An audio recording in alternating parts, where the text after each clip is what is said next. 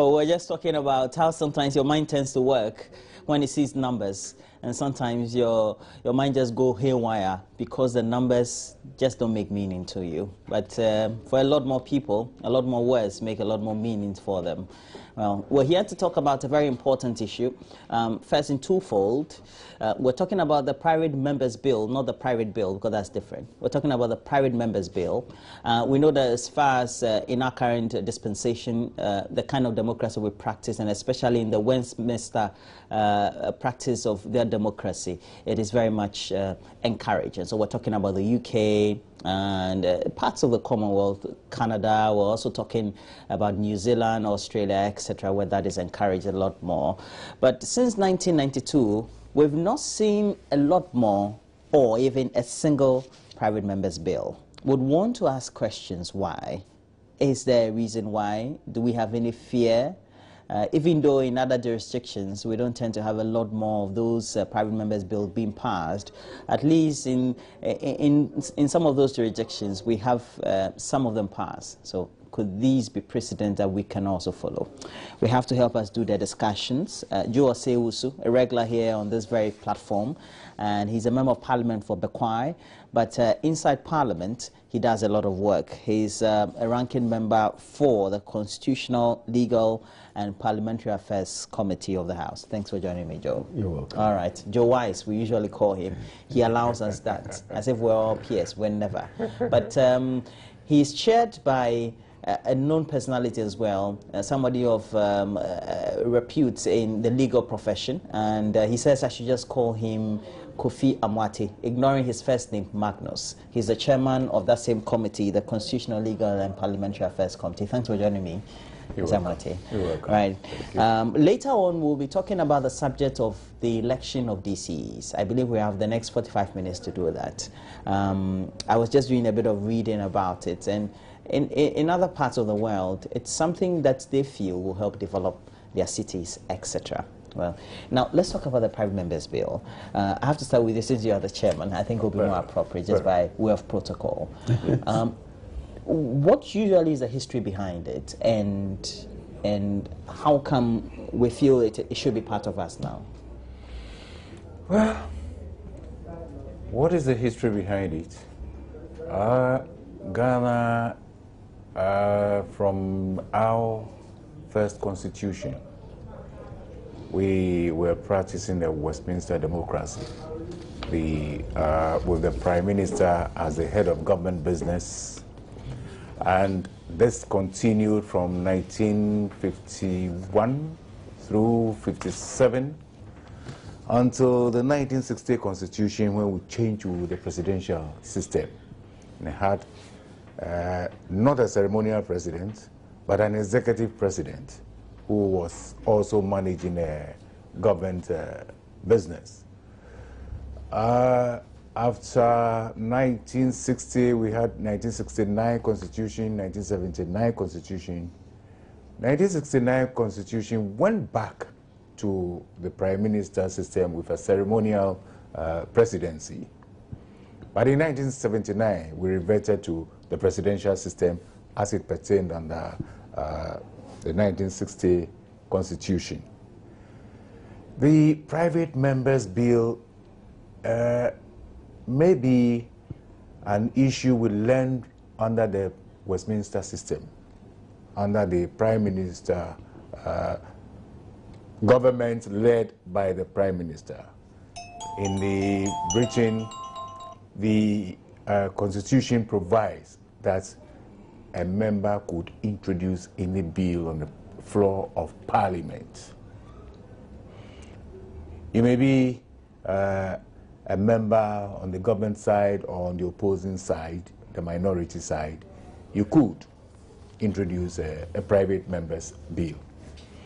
Under our 1992 Constitution, the Constitution provides that bills that come on the floor of the House must emanate or originate by or under the President, which is very exclusive and makes the President the only power or his representative the only power to introduce bills on the floor of Parliament. So under our 1992 Constitution, and in fact, I am not well instructed whether we've ever had a private member's bill in Ghana, but I am tempted to believe that we've never practiced a private member's bill on the floor of our parliaments from 1951 to date. Taking it from where he left off, then why haven't we? Why haven't we had, if that is once in a while practice we see in the more developed democracies, not seen it in ours? Well, I can't speak for the period before 1992, but from 1992 we provided in our constitution, I think Article 108. 108, yes. That any bill or amendment which has financial implications, so to speak, whether to place a charge, exact taxes, except to reduce a charge on the consolidated fund, should emanate from the president or his representative. Now, this part has been interpreted by succeeding speakers to mean that unless the president or his representative, in this case the finance minister, is introducing a bill, it's impracticable. In fact, the late Peter Adjeti ruled to the extent that even the paper on which the bill will be printed, to the extent that the paper will be a charge to the consolidated fund, it will be unconstitutional. And so that has been our bane. The interpretation of Article 108 is what we're living with now. So far, no speaker has been bold to rule otherwise. Indeed, I'm aware that I think in the 2005 to 2008 Parliament, Honorable Babing started something. He tried to introduce a private member's bill on budgets, that how budgets are planned and programmed should be regulated by law, should not be left to the minister and so on. It was referred to the Attorney General's Department, and it had gone through so many changes, suggestions and input from government that the original idea has been so badly battered that it might better be taken over as a government project. But to date, it hasn't come back to the floor. That is so far the research I've done, the only thing that I come across. But beyond that, we are stuck with the interpretation by our speakers, succeeding speakers, that it cannot be done constitutionally. But where we have, let's say, in the UK, Australia, New Zealand, Canada, etc., it's done. Even though sometimes you look at the number that are finally approved and passed, yes, is always subject to executive approval, I believe. Yes. Is that it? Okay. Now, what would be the advantages, supposing we had commenced it, or we were practicing it, and we had a private member's bill passed? What would it mean for our democracy? What would it mean for the whole institution itself? Well, for the whole institution, the greatest advantage would be that every member of parliament or the representative of the people, every person has a voice on the floor of the house. So put, in a sense that you will be in a position to introduce any policy, any issue for legislation on the floor of the House, and if your members come along with you, it could be carried. That will be the advantage. But I see more of disadvantages. Yes, more of disadvantages in the sense that every government or the majority in parliament comes into power having campaigned on a manifesto, a program, and is given the mandate to prosecute or pursue that program for a period of 4 years.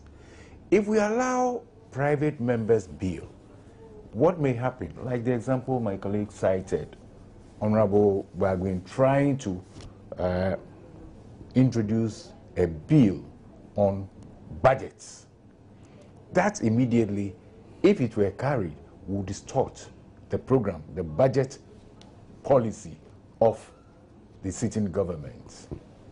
Besides, I think it should also open the Pandora box or the floodgates.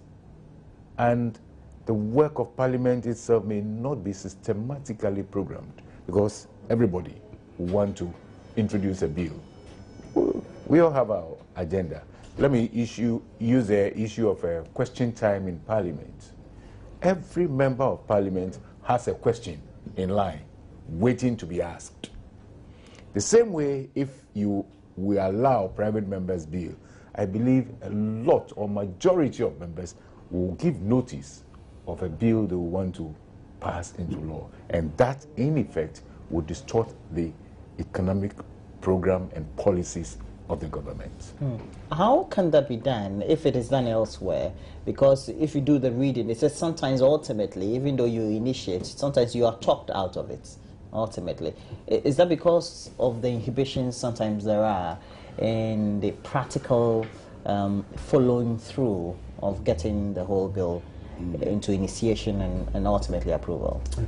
You see, the little reading I've done around private members' bill in the other jurisdictions where it is in full force, you notice that it's usually used to promote interests by groups which otherwise government will not be interested. Let's say, for example, Disability. Yes. Oh. Or broadcasters. Okay. Are particular about a certain approach to doing things. But because there's no legislation backing it, is impracticable, then they could lobby a particular MP who maybe has an interest in that area, of probably a former broadcaster who has gone to Parliament and who has that experience himself.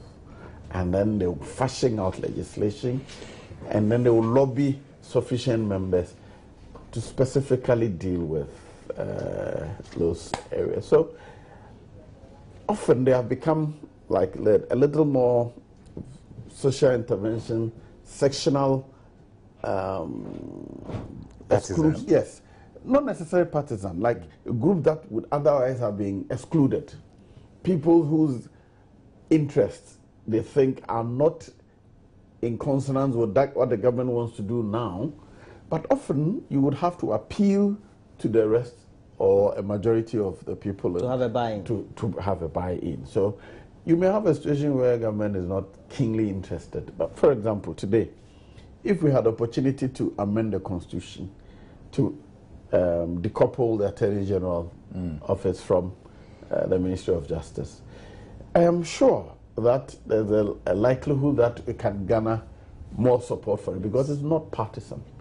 But it's in my view, many governments don't want to do it or wouldn't want to do it. But the other people, I'm sure in the House of, we can gather sufficient numbers to be able to achieve that, unless the whips are heavily cracked.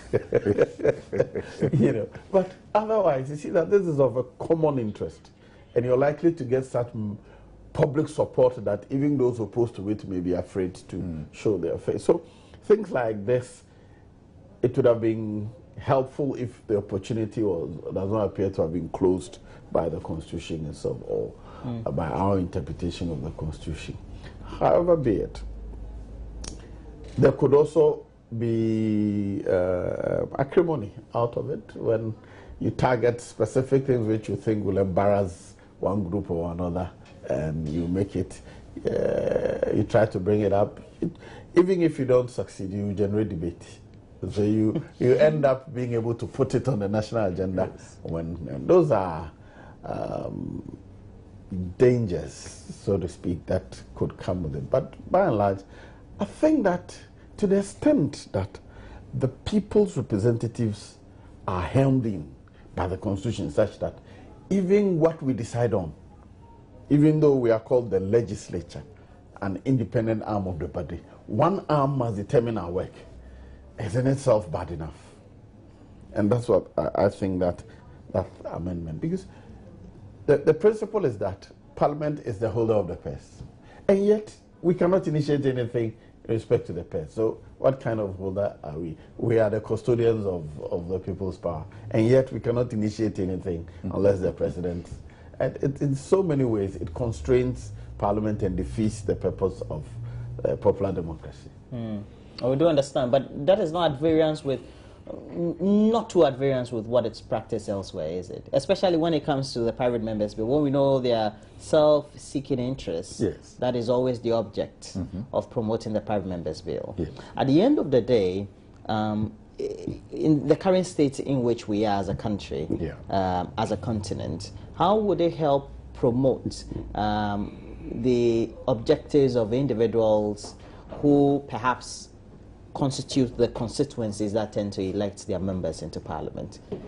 I.e., we know they are representing them. At the end of the day, the lobbies are done by interest groups who perhaps form a certain constituency, and so they ultimately, indirectly, to participate themselves, even though only through a member of Parliament. Well, unfortunately, the lobby system is not so pronounced or developed in our environment. Yeah. Elsewhere, you have... And if we talk about even environment, not only in Ghana, even the rest of Africa. The rest of Africa. That is what I mean by our environment. The rest of Africa. Lobbying is not so much an issue in governance. But yet still, we have the minority interest groups, even at the constituency level. And they will want to initiate certain or to influence certain policy decisions. Yet, as long as that suggestion is not in tune with the programs of government, it is quite difficult to introduce it.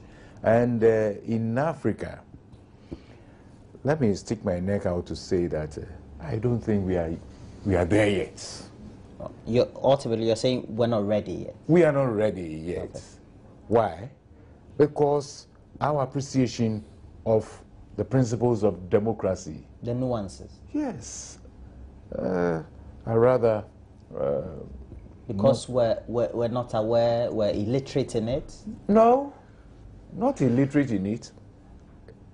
At least, majority of us, as Africans, do appreciate the values of democracy.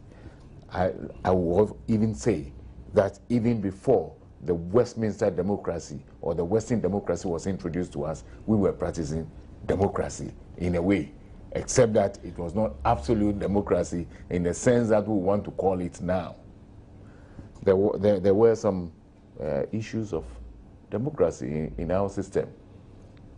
But to say that we should be left for individuals or smaller groups of people to influence government policy and programs, I think, in my view, we should tarry a little. It will take us a bit of time to get there. Well, ultimately, we should tread cautiously. Certainly. All right. You raised an issue of financing and how, well, as a house, as a body, as an arm of government, as an organ, you don't tend to really control the finances and the implications of how you tend to run, what you tend to approve. How can that be changed? But how is that also reflecting in other jurisdictions?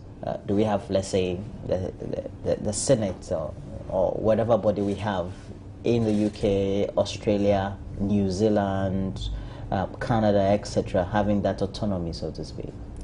You see, let's take an example. If you read the Article 108, it says you cannot add to a charge, but you can reduce it. So during budget hearing, budget processes, you feel so constrained when the minister brings a budget proposal for a particular ministry. You see that it is impracticable to perform or deliver the services of the ministry with that amount of money allocated to it. And yet you're constrained. The Constitution, by interpretation, says you can only reduce what has been allocated to the ministry. For example, I recall that the last budget hearing with the Ministry of Justice and Attorney General, she was lamenting that, look, amount of money allocated to her ministry can not fully pay for her office alone utilities, let alone the other agencies under it. So how are they going to operate? And you, being a member of that committee, you're responsible for that one, and seeing how important it is, and how much money we lose as a result of not being well represented in matters in which government is sued, internationally and locally. I wish Parliament had the opportunity. I'm sure we could have made a strong case for that ministry to have been provided a lot more, because you end up hiring lawyers outside and paying more money outside the budget, hiring lawyers in-house, paying for judgments that you could have avoided in-house. So if you have provided well for that ministry, so you have well-resourced lawyers, properly trained, and they can go out and do the cases and even internally, then you save yourself a lot of cost. If we had lawyers attached to every district or municipal assembly, a lot of the steps they take which end the government up in judgment days would not have happened, because lawyers would have advised them that this is what your power ends. To do this, to achieve this, take this step, that step. In other words, you're saying, because power is vested in the executive a lot, they don't tend to take decisions that are prioritized? Not often. There's so much demand on the purse. So you need people who are detached from that pressure to be able to look at the global picture and decide that you need more investment here in order to save money from here to support the other. What you were saying, I know you want to add something. What you were saying, is it peculiar to our environment, or that is the standard practice in other democracies? I think it is a standard practice in other democracies. I mean, that's how the world has fashioned democracy. Right? Certainly, because the executive manages the entire country, including the economy. It is the executive that has the data on available resources to be disbursed. So that if the executive knows that this is what I have to disburse for 2015, certainly the executive will want to appropriate it or share it in such a way that it may go around. In so doing, to be fair, if the resources are limited, it will be difficult for you to give a bigger chunk to one sector and leave out the other sector. But eventually that is what happens. Every sector is apportioned something little, and that something little, by and large, is unable to prosecute the programs and policies of even the executive itself. What's your posturing? It's a neutral posture, right? It's not because your government is in power, is it? No.